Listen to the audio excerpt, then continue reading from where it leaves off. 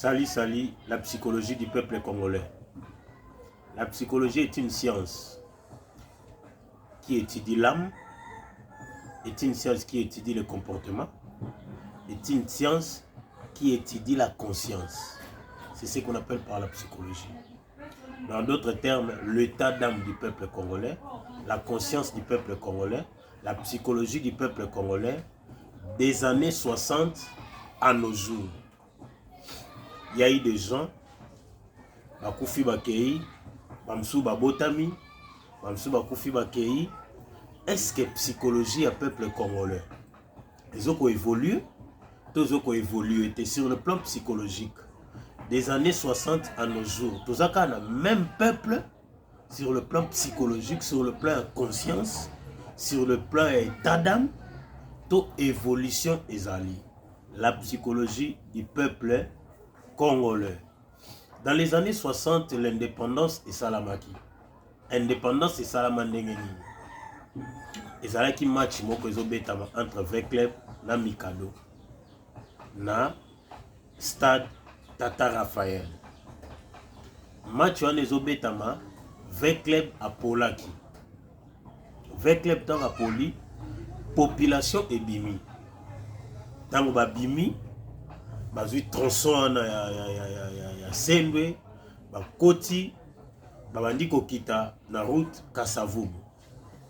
Na se ya choc ya émotion wana babandi kobuka nde indépendance et banda bongo.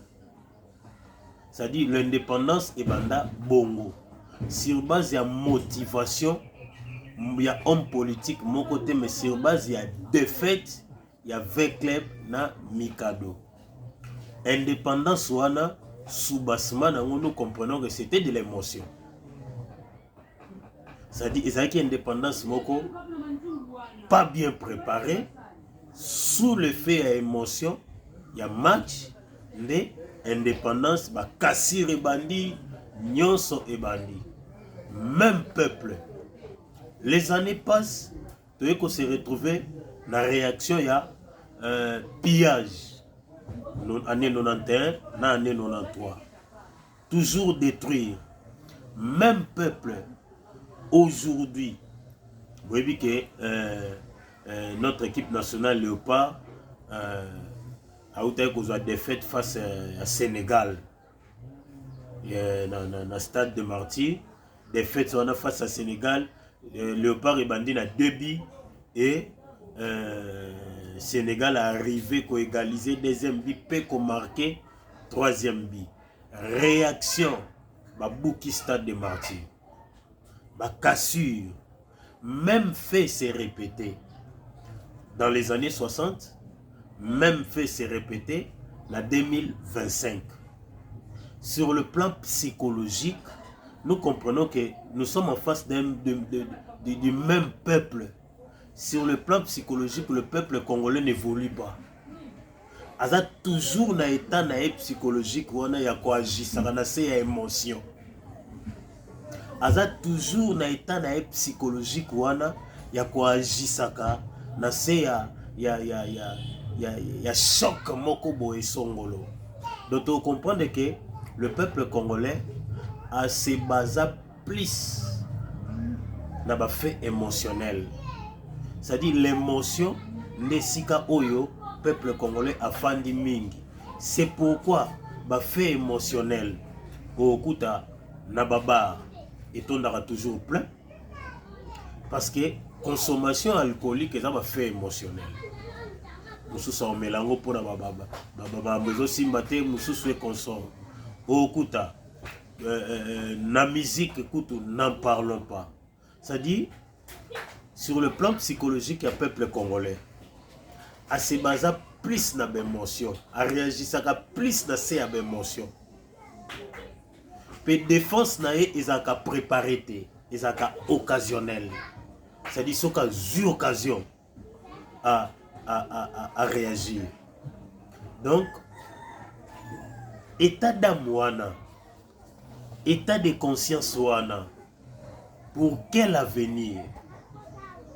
Pour tout s'attendre na évolution, na développement, na état d'âme oyo, na état de conscience oyo, tout penser la Chine.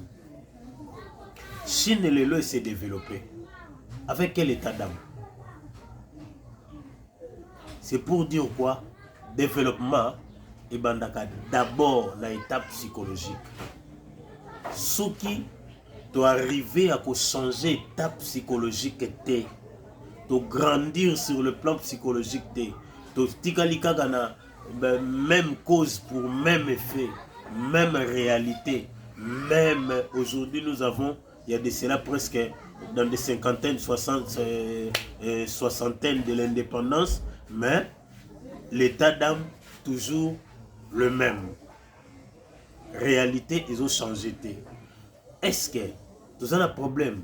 Il y a RDC, ils ont manqué de dirigeants qui agir sur le plan psychologique parce que jusque là, même sur le plan psychologique, nous avons des dirigeants de l'année 60 jusqu'à aujourd'hui, Aya qui changer d'abord mentalité à peuple congolais. Dirigeant le fait musée, paix à son âme, à Mekaki Yango, mais organisme droit de l'homme et s'élever, droit de l'homme, droit de l'homme, droit de l'homme, on ne peut jamais évoluer, se développer sans d'abord développer notre état mental, notre état psychologique. Donc, des années 60 à nos jours, on est en face du même peuple, du même état d'âme. Est-ce qu'espérons un développement demain? C'est à vous de juger, c'est à vous d'analyser.